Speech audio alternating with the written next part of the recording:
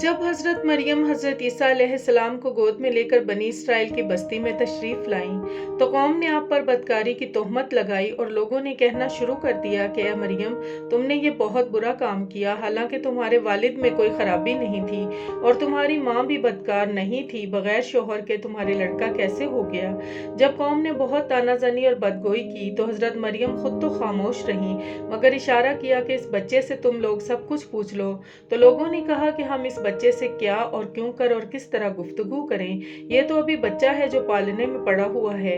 कौम का ये कलाम सुनकर हज़रत ईसा अलैहिस्सलाम ने तकरीर शुरू की, जिसका जिक्र अल्लाह ताला ने कुरान मजीद में यूं फरमाया है। सूरह मरियम रुकू 2 पारा 16। हज़रत ईसा ने कहा कि मैं अल्लाह का बंदा हूँ। उसने मुझे किताब दी और मुझे नबी और बरकत वाला बनाया। मैं जहाँ भी रहूँ और मुझे नमाज और ज़कात की ताकीद फरमाई जब तक मैं जिंदा रहूँ, और मुझे मेरी माँ के साथ अच्छा सलूक करने वाला बनाया, और रहे सलामती मुझ पर जिस दिन मैं पैदा हुआ और जिस दिन मैं मरूं और जिस दिन मैं उठाया जाऊं।